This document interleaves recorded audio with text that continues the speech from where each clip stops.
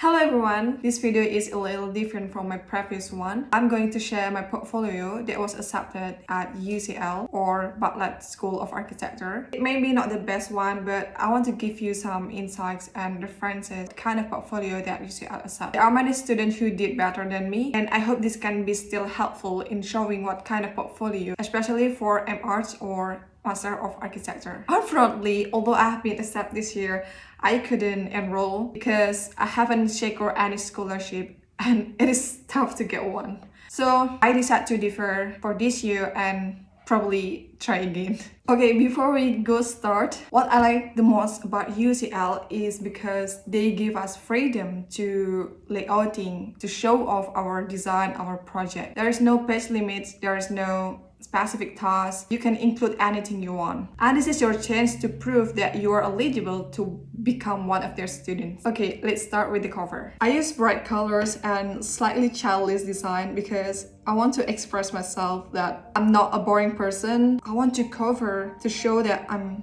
cheerful and I love color. And for the background, I use blue gradient and imagine myself running and walking in the white grass. And I also imagine that there is a wind penetrates my body cells. It feels relaxing. I want to capture that. However, I didn't want the design to look too realistic, cartoonish by using yellow brush strokes. The most important part for me was accommodating the judges, showing them what kind of architecture I'm passionate about. So I include a statement on the cover: architecture is not a problem, architecture is not an answer, and architecture is not the end. And this is my architecture definition for today, and it will be probably changed in the next. And then I also place my full name in the bottom left corner. On the next page, I include a table of contents with 5 main sections, each with a title and short description. I mentioned the type of project and the time it was complete. I also add another personal statement again, where I reflect on architecture.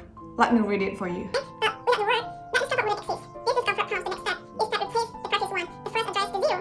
The first, the third, correct the second, and so on. This reflects my thoughts while working on projects. I often feel dissatisfied because I feel like there are many gaps in the story of the design. Now, for my first project, it's called Crop House, which is my final graduate project. I start with a big title and short description, followed by full rendering to give an idea of the project. Crop House is about farming architecture. And the next page includes diagram showing the form and the geometry, along with a basic simulation to define the functional zones I consider during the design process. I also include a plan, specifically plan 13, which show some zoning elements. I create this plan when making the portfolio, so this is not the original one. And it is a way to improve my drawings, that I able to draw something in details and demonstrate my technical drawing skills using AutoCAD. The following page features a section drawing.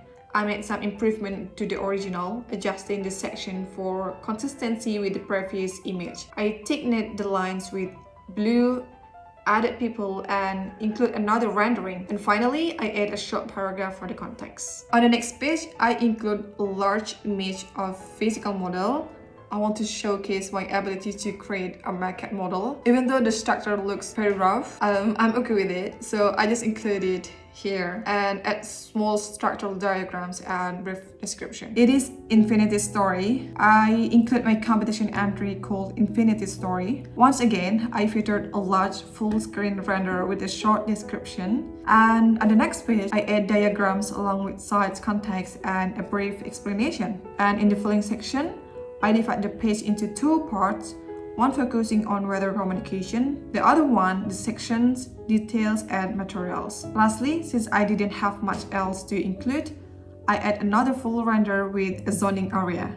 Even though it's not perfect, I just went ahead and included it. And the next page is Villa Rotunda. This is like experimental architecture, but in terms of theory. You see a lot of text referencing architectural concept. I focus on theories from Palladio and Le Corbusier, particularly on proportion and function. In this project, I took Palladius Villa Rotunda and rotate it by 45 degrees. It's a bit abstract and theoretical. On the next page, I include description of Palladius Villa Rotunda and Le Corbusier Villa Savoy. I include with exploration of the geometry. In the following page, I construct the diagonal form I derive from earlier analysis. I also include diagrams that deconstruct the structure and form to clarify the circulation and the plan. So the plan is not horizontal and it is slightly askew. I'm not sure of the exact degree, but it's definitely not a flat plan. Before we move to the next project, let's talk about how to submitting the portfolio. Actually, we cannot submit our portfolio before they send us an email to complete the form. What we need to do is to fulfill their initial requirements such as our CV, our personal statement, English proficiency if you're from non-English speaking countries, and your graduate official certificate. And the most important thing is your personal statement. It plays a significant role in whether you are accepted or not. In my opinion, if you pass this stage, after that you can submit everything. Okay, next projects. The next project is my fourth project from Architecture 3 or possibly Architectural Project Study 5. It's about Kali Tutup Wonderland. It is a market that I designed for the site I select.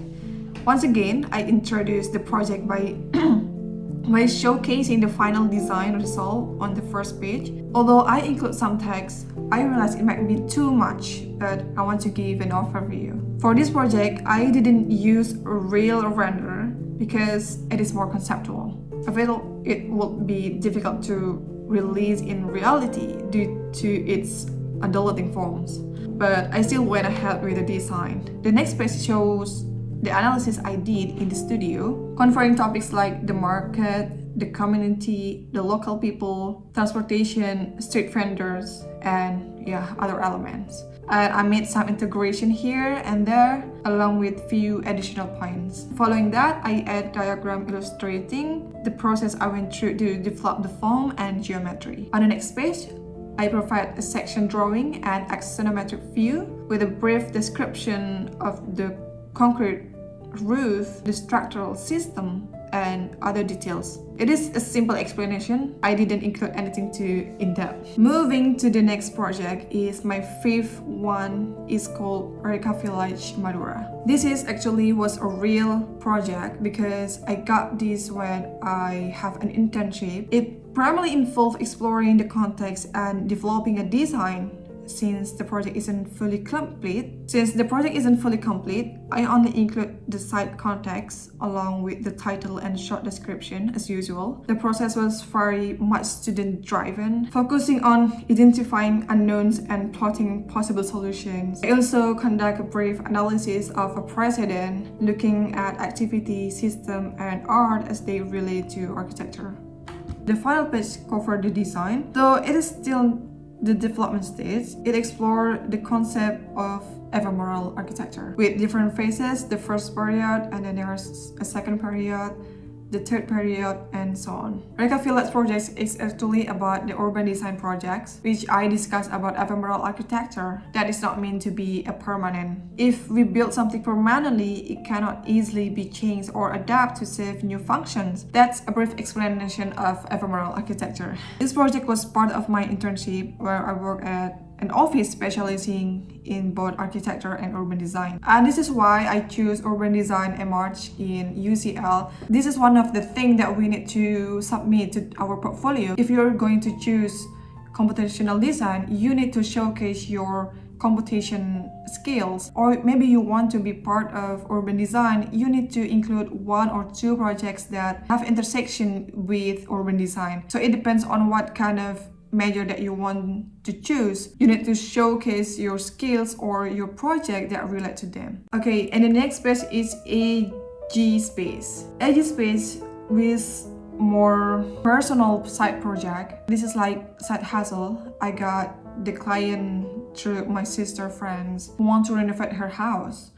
My task was to design a balcony and swimming pool and some interior elements. I compare my renderings with the current condition of the house and include my usual explanations. On the next page, I've included the diagram that I drew in both 3D and 2D, mainly focusing on the balcony and swimming pool. However, since the swimming pool is the clearest part of the project that has been built, I decided to focus on that. The following page includes pictures of the house before renovation, along with description on the design process. Since AG Space focused on my personal work and freelance project, I decided to include my exercise in the section 6.2. This exercise is from a computational design course I took through futurely.com. I was fortunate to win the course after signing up for an AI input competition. The course lasts 6 months, but I haven't completed all of it yet because it has been challenging to manage time. I've been juggling work, I need to learn IELTS,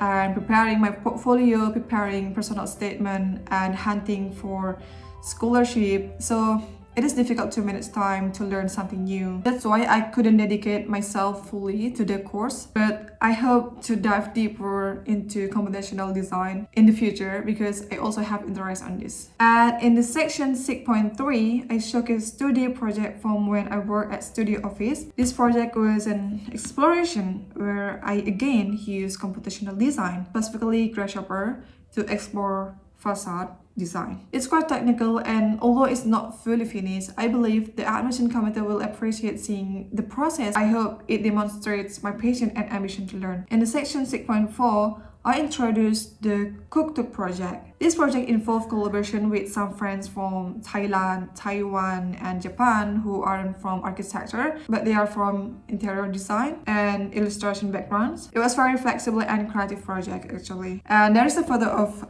our group as well. One of my teammates took the lead in creating the 3D model, and while we all contribute to the discussion, much of the hands-on work was done by my friends. However, we presented it together, and the result was a street vendor design, specifically a tuk-tuk, a popular mode of street vending in Bangkok. On the next page, I include blank page with text prompt indicating that the content could be continued. Just so you know, UCL asked us to upload the link where we upload our portfolio. So most people use Issue as their platform. So you guys, if you want to know more references about what kind of students' portfolio that they submit for UCL, you guys can check on Issue and text UCL and it will be pop up some portfolios. However, keep in mind that you won't know whether those applicants were accepted or not, but at least you'll get a sense of kinds of projects students submit for their master's applications. You can also check the timeline of when they were uploaded. For example, portfolios uploaded in early February are likely for that year's application cycle. That's my tips if you're looking for UCL's portfolio. Thanks for watching. I hope this is very helpful and give you some references and inspiration. Thanks again. See you next time on the next video.